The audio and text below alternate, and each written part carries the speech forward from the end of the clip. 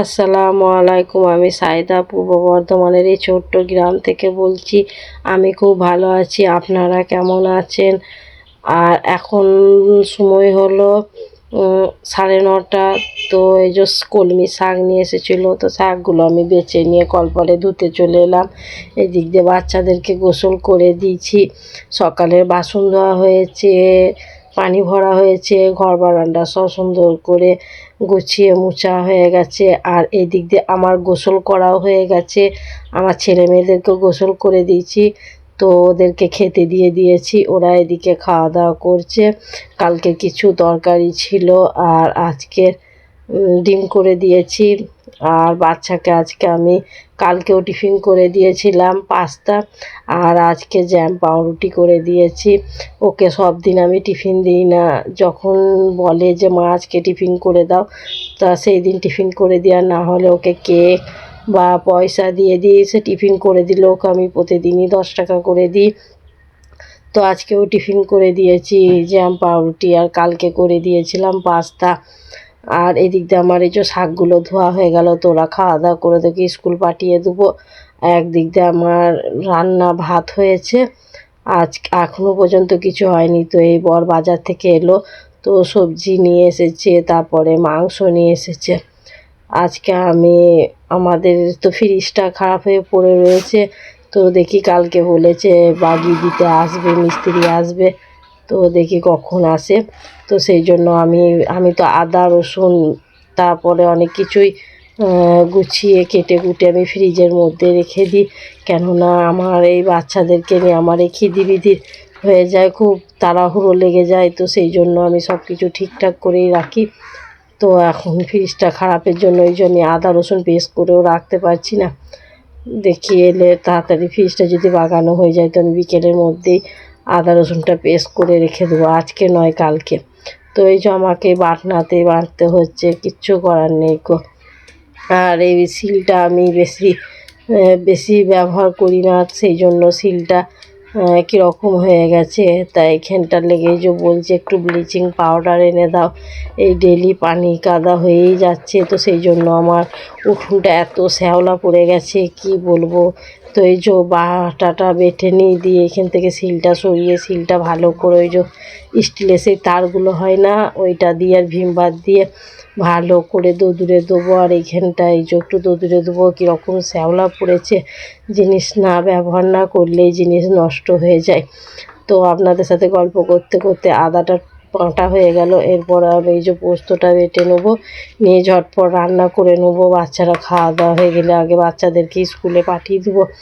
আর একদিক দিয়ে রান্না আমার হচ্ছে একদিক দিয়ে, আর এই রান্নাটা বেটে নিয়ে দিয়ে দেবো। তো এই দিক দিয়ে আমি মাংস করব আর করব ঝিঙে পোস্ত। আর পেঁপে এনেছে আমার বর 3-4 কেজি। তো আমরা পেঁপে ডাল প্রতিদিনই করছি, আমার ছেলে মেয়ে দুজনাই পেঁপে ডাল খুব পছন্দ করে, আর বিশেষ করে আমি পছন্দ করি। তো ওই দিক দিয়ে পেঁপে ডালটা হয়ে গেছে, আর ঝিঙেটা চাপিয়ে দিয়েছি, পোস্তটা দিয়ে দিলেই ঝিঙেটা হয়ে যাবে। ওই দিক দিয়ে মাংসটাও চাপিয়েছি, আদা রসুনের পেস্টটা করেও দিয়ে দেবো। তো আপনাদের সাথে গল্প করতে করতে আমার আদা রসুনটাও বাটা হয়ে গেল। তা যাই যে ঝটপট রান্নাটা করে নিই। টাটা। হ্যাঁ, পয়সাটা ফেলে দাও। টাটা মিম। হ্যাঁ কিনোগা, ওই বাবুর দোকানে কিনোগা। দাঁড়া বের করে দিচ্ছি। মিম টাটা, সাবধানে যাবে, 2 না বেলে চল যাও। এখানে এই যে একজন রেডি হচ্ছে, এও বেরোবে। সাবধানে সাইকেল বার করো, হ্যাঁ বেটা, আস্তে করে যাও। ছেলে 7-এ পড়ে।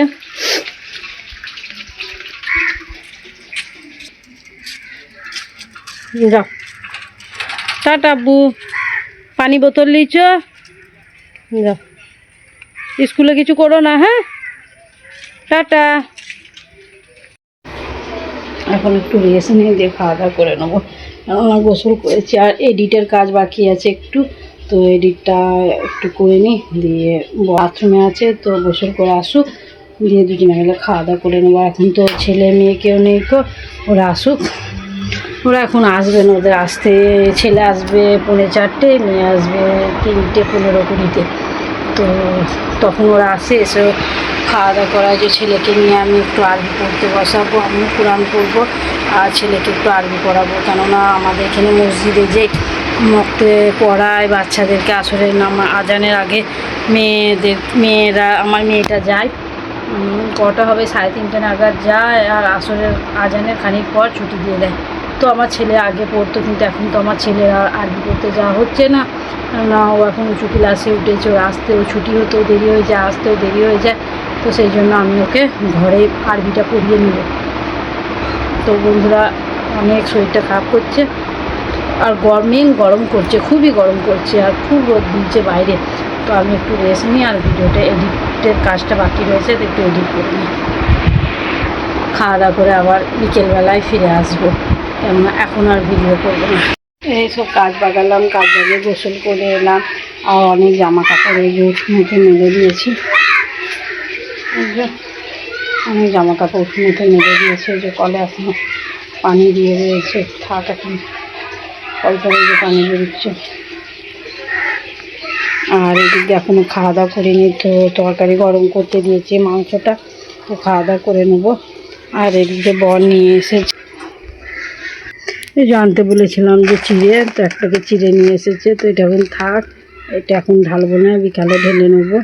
আর এদিকে এই যে ডিম নিয়ে এসেছে, তো ডিমটা এখন এইখানে রাখলাম, তখন ফ্রিজে ভরে দেবো। এখন ফ্রিজে ভালো ডিম ভরবো না, ফ্রিজে ডিমগুলো ভরলে ডিমগুলো নষ্ট হয়ে যাচ্ছে। তো এখানে আছে এই যে 30টা ডিম, এটা আমার 1 মাস যাবে না, কিন্তু ওই 18-20 দিনের মতন হয়ে যাবে। আর এদিক দিয়ে যে বাসনগুলো আছে, বাসনগুলো গুছবো না, এগুলো বিকালে গুছিয়ে নেবো। এখন খাওয়া দাওয়া করে নেবো, কেননা খুব খিদে লেগেছে।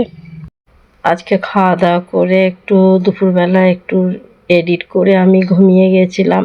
তো মেয়ে এলো, মেয়েকে খাওয়া দাওয়া করিয়ে যে রেডি করে মেয়েকে আমি মসজিদ যাচ্ছে আরবি পড়তে, তো মেয়েকে আমি পার করে দিই, কেননা একা যেতে খুব ভয় করে। আর আমাদের ঘর থেকে মসজিদটা একটু দূরেই আছে। তো দেখুন আমি দিয়ে আসি মেয়েটাকে।